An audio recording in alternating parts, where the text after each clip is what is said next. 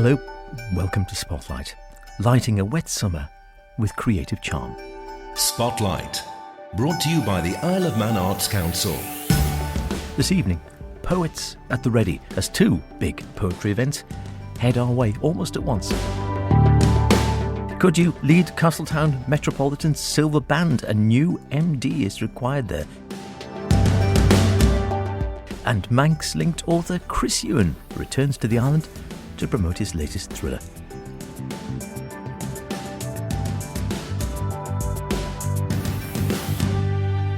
Remember, do get in touch with any creative artistic endeavours you may be involved in, planning, hoping to create, or would really like to put in that spotlight. This programme, yeah, I know. Poetic, visual, theatrical, musical, authors, literary, mime, etc. Poems, you know, the whole works of the artistic genre. Spotlight at manxradio.com or just Howard Kane at manxradio.com, as you prefer. It is that poetical time of the year, but don't worry, there's nothing to fear while everyone fusses, just like buses. There's two big events almost here. Who better to tell us more than the former bard Annie Kissack and current bard, well, for a few more weeks anyway, Michael Manning. Yes, time when we will be selecting the 9th Manx Bard, I think. Is that right, Michael? Are you the 8th? And I think I'm the 8th, yeah. In that case, we will be selecting the 9th Manx Bard towards the end of this month. Lovely. So what's the process then? What actually happens in order to select the next bard? So all the material can be found on the Manx Bard Facebook page. Essentially, prospective bards need to send in up to 3 poems and a short explanation of what they might like to prioritise throughout the year. That then gets shortlisted, and there's a judging process that happens at the end of the month. And who's actually judging this year, can we say, or is that a state secret? Still being debated, but there will be an element of continuity, shall we say. In the past, it will be a panel. It's not one person, and I've been involved in a panel in the past, and it's quite an interesting and we take it quite seriously, I think, in terms of reading the poems in advance, having discussions about the sorts of things we might actually want from a Manx bard. So and then we wait to hear what the bards themselves have to say, how they present the poem, if they've got questions. It's all a fairly informal process, though I'm sure it can be a little bit intimidating potentially for somebody who's not that sure of themselves. But it's quite a friendly, well, I hope it's quite a friendly environment, and can usually end up all laughing about something or other. So, and then the following day after after we've met the potential bards in person, we don't tell them who's been selected until the following day at the bardic ceremony, when they get presented with the robe and the staff and such. All the accoutrements. Oh, indeed. From the actual content of the poetry, I mean, is there any sort of rules or regulations as to what it has to be? Does it have to be specifically Manx or about the Isle of Man with local connections, or can it be pretty much anything? As it is the Manx Bard, the title, there is an expectation, and it is clear in the rules that there is some kind of reference to the island, but frequently we would have a selection of 3 poems. You might have somebody put in one which isn't really anything much to do with that, but perhaps it shows them working in a different poetic style. As long as they get the idea, you're representing yourself and your ideas as well, but you also have that wider perspective. And I think most people who've applied in the past have been aware of that and reflected it to various extents, but they certainly know that is there. I mean, you know about this, Michael, having been the most recent going through the process. Do you remember what you did for your test pieces, as it were, your three poems? I do, and I came to it without much familiarity with the Manx Bard particularly, and certainly not very familiar with the flourishing arts and poetry scene on the island. So it was a little bit nerve-wracking, implying and then going and before a panel of judges to talk about the poetry and recite one of my poems. But actually, it's been a real delight, and I would really encourage people, even if you've never considered yourself as a public poet, take the opportunity. You lose nothing by sending in an entry, and it's a great thing. And I've very much enjoyed the public role of it and the opportunity it gives you as a poet to reflect on sort of public and contemporary issues, to look at, the nature, the history, the politics, the economics of the island has been a real delight. And so, I would really encourage prospective bards to get their entries in. Well, that's a very good point. I know we've spoken because we've been chatting through the year and we've been enjoying your poetry through the year every month or so here on Spotlights. And I know we've mentioned this before, but this thing between public and private, and that a lot of poets, there are a lot of what I sort of call closet poets, people who do write poetry, but they write it just for their own satisfaction and they never actually really perform it to anyone. And the poetry can be very good. And there is this curious thing, and you said, well, it sounds like you adapted to it very naturally, and that as soon as I suppose you've stuck your head above the parapet, and you're saying yourself you're coming from, not from within the sort of the firmament of Manx poets, as it were, but someone who likes writing poetry, and then suddenly you're a public figure and you're expected to perform. Yeah, and I from a personal perspective, I've really enjoyed the public performance. I'm always absolutely terrified when it comes to public readings, but I've always really enjoyed it, and it's and I think that there is that element to this post particularly. What I would stress as well, though, is that all the bards have been very different. And, we've brought different priorities, we've brought different perspectives, we've certainly brought very different poetic styles. And so and one of the joys of the role is that there's a huge amount of freedom given to the bard to shape that role through the year that they have their current tenure as they wish, and to bring their own sort of perspectives and priorities to that. So just because I've done it one way or Annie's done it one way, it's not set in stone that you need to do that. And we're, creativity, imagination, innovation, bringing all of that to the role is really important and a real delight. And the time's flown past, I assume. Yeah. The time has absolutely flown past. It has. It's I can't believe it's quite been a year, and it's been just a huge privilege. People host you, people ask you to write about things that I wouldn't normally be writing about. I've written and read far more poetry than I've ever done in the past 12 months, and that's been from a personal development as a poet. I'm sure I'm much better than I was a year ago, but it's just been a real delight, and people have been very kind and encouraging and generous with their time and attention. And it will, of course, in a way, not finish after your year as a bard. You are still one of the bards, and I think you carry on growing. You become aware of what you're doing. You carry on reading more. It sort of hooks you, I think. I think it's hooked all the bards up to then. So it's not a one-off. One thing I did want to mention, though, Michael is, of course, brilliant. He is able to memorise many of his poems and deliver them. Most of us can't do that, and it's not a prerequisite that you need to be able to know your poems off by heart. I think sometimes people get a little anxious and thinking they don't want to enter something if they have to know it all by heart. Obviously, we're all different how we respond to text and what we can do, so don't let that put you off. Marvellous. So have you still got a chance, and what's the sort of closing date if people are still interested in becoming the bard and thinking, I've been thinking about it? Have they left it too late? Have they still got time to get their entries in? There's still plenty of time for the muse to strike. So with the entries are open until Friday the 18th of August. And all the information can be found on the Manx Bard Facebook page. The auditions are on the 26th. The inauguration concert's on the 27th. But your entry needs to be in by Friday the 18th of August. So get writing and get your entry in. Absolutely. And a little bit before that, whilst we're on the Teldrup's Poetry Corner Day, we also have, of course, the Poetry Slam, which is coming up rapidly on the rails, somewhat before that. And that's pretty much open to anyone then, Annie.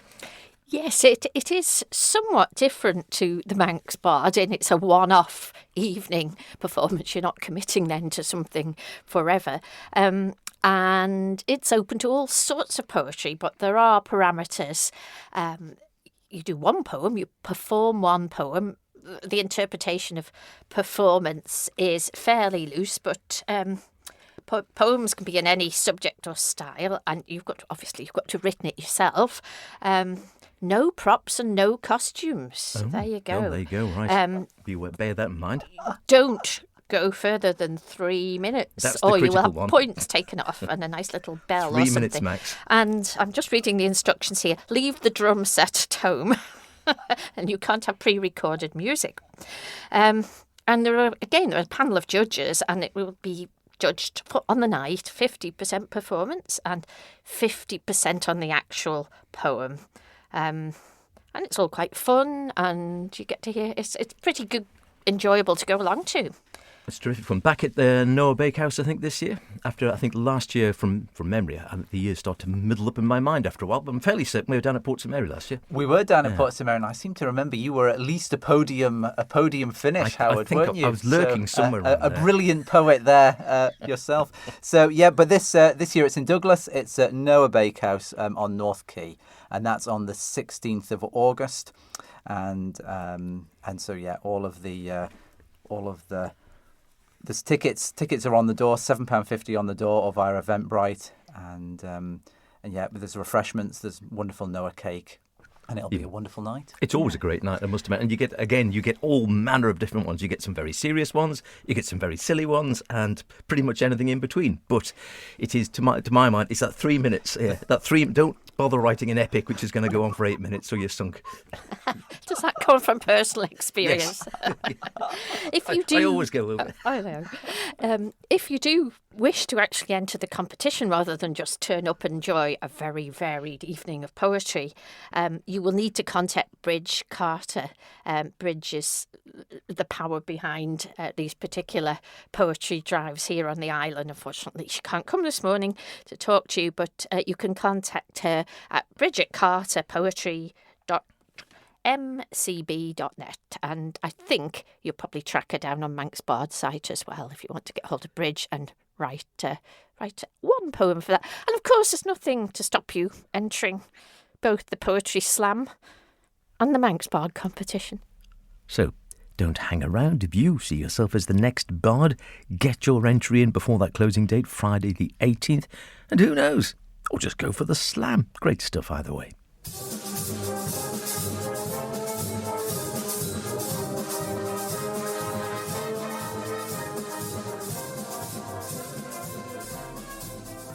The ever-busy Castletown Metropolitan Silver Band in action.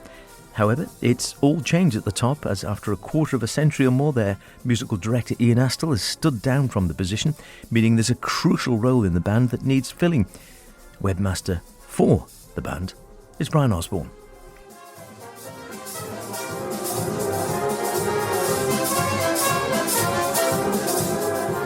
Yeah, Ian's been involved with the band for it's probably over 25 years now.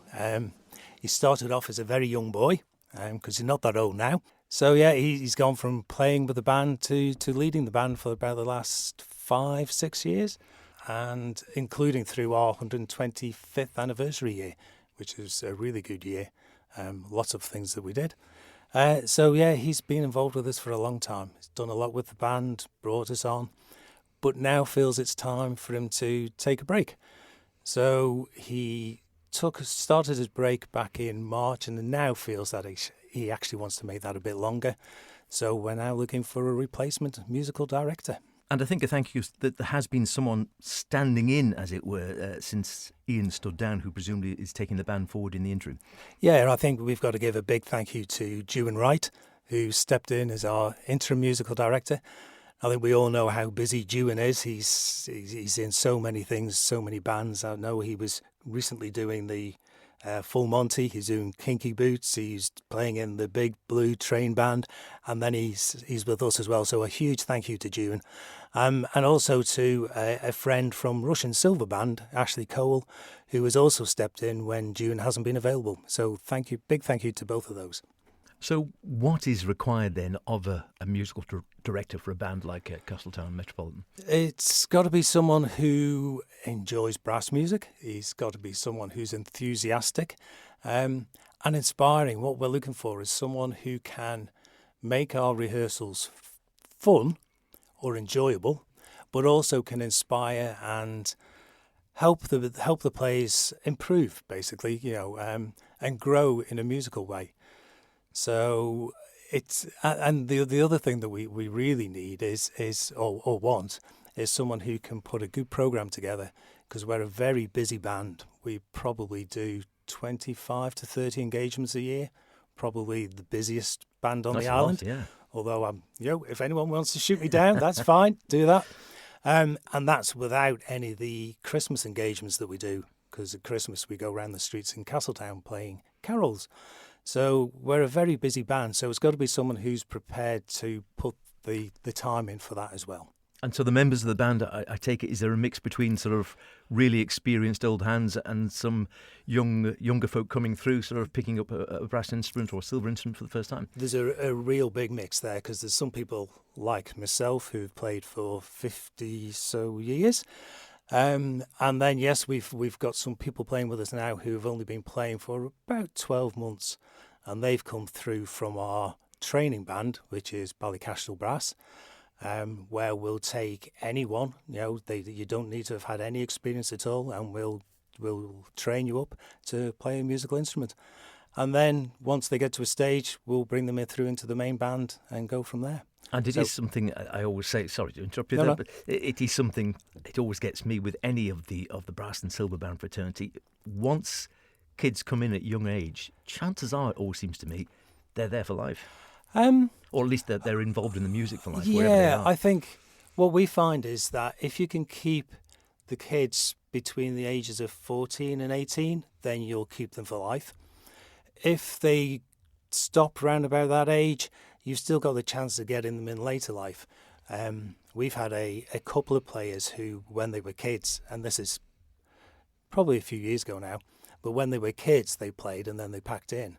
And then they came back in their 40s and picked it up again, and really enjoyed it. Yeah. What have you got out of it over the years? I got married. I found my wife. By the band? Well, not quite by the band, but through the youth orchestra. And I only got into the youth orchestra from playing in a brass band. So, I met my wife, Carolyn, in the youth orchestra. We got married. And our two kids have gone on and played brass instruments and are still playing them in the UK where they are now. So, I find it a way to de-stress as well.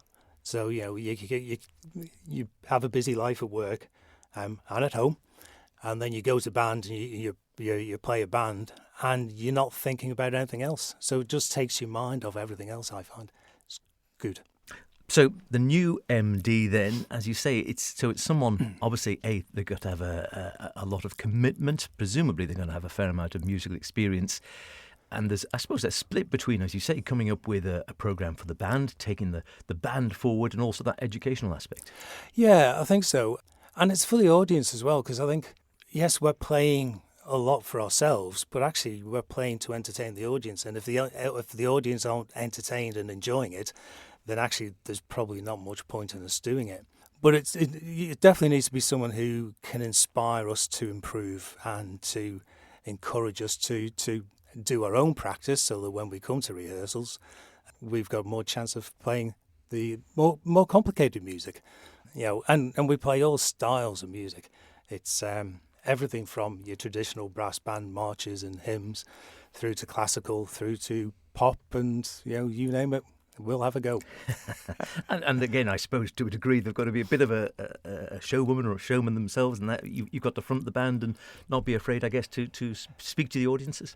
We're quite lucky in our band because we have a compere, and we have had for a number of years now. We used to have the legend that was Willie Neal doing the comparing for us, and we've now got one of the players, Dave Neal. He's taken it over, so the musical director doesn't have to do that. Right. Okay. However, if they wanted to, I'm sure they could share it or have a conversation with Dave about taking over. He'll kill me for that, probably. And what about Ian himself? Is he staying involved, or is he taking a sabbatical? He's taking a total break from brass banding. As far as I'm aware, anyway, that's certainly what he's told us.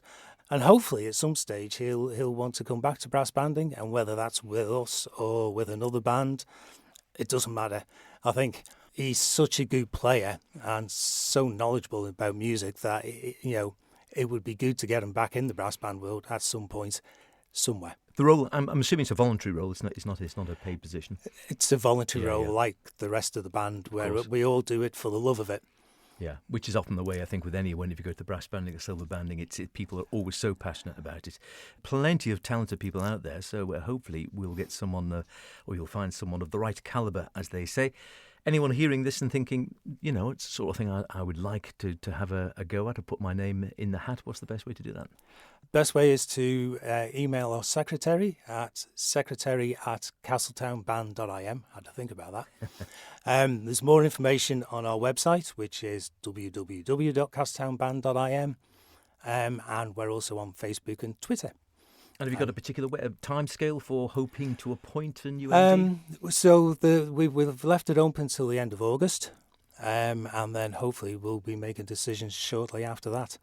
Because although our summer season comes to an end, we then go into the remembrance season and then into Christmas, and then it all starts again.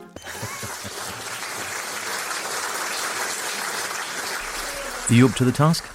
Get in touch if you are, and help forge the future of one of the island's most active silver bands. Make new friends without a doubt, and I'm certain a lot of fun into the bargain. Spotlight, brought to you by the Isle of Man Arts Council. Now, if you're a lover of crime fiction, chances are you'll have read some of the work of Chris Ewan, very well established now, critically acclaimed author in the genre. Whilst not actually Manx, he lived on the island for over a decade and maintains his ties here, and he's on the Isle of Man currently to launch his latest work, The House Hunt. The House Hunt, yes, comes out August 31st in the UK, so it's my next novel under the pen name C.M. Ewan, and again it's a story about ordinary people caught up in extraordinary circumstances and how everyday situations can turn deadly when you're not really expecting it. So a brief précis without giving anything away, because I believe it is actually based on a real life happening. It kind of came to me sideways based on an experience I'd had when I'd gone on a house viewing, which is my wife and I had gone to tour a house that we were interested in buying, and when we turned up with the estate agent, the owner of the house refused to leave, and he insisted on conducting the house tour and took us room by room, basically telling us everything that was going wrong in his life, that his wife had cheated on him, she was leaving him, he didn't want to sell the house, she did, and it just became a very awkward experience. And that, I suppose, did sort of spring some ideas for me. And I repurposed them thinking about this very weird experience you have when you're viewing a house, a very intensely kind of personal experience, and how odd it is when you're selling and you have people invading your personal space. So the House Hunt is a slightly different scenario where there's a young couple, Lucy and Sam, who've redeveloped their dream house in Putney in London. They've sunk every last penny they've got into this place, and they're desperate to sell.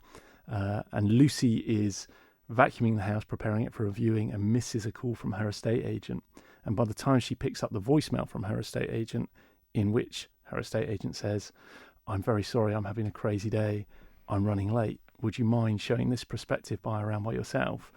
It's a bit too late, and the doorbell goes.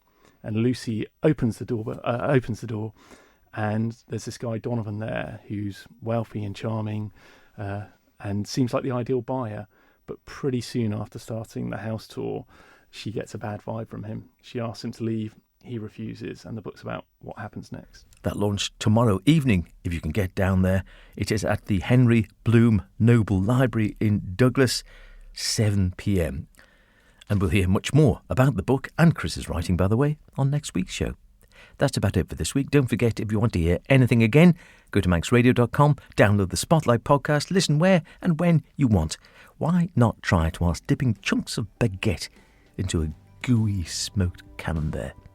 See you next week, when we'll hear more from Chris Ewan and have a chat with the artist behind the wonderful new mosaic Interdependence, unveiled at the Isle of Man Airport this week. Until then, look after yourselves, and whatever you're doing, be creative about it. Cheerio.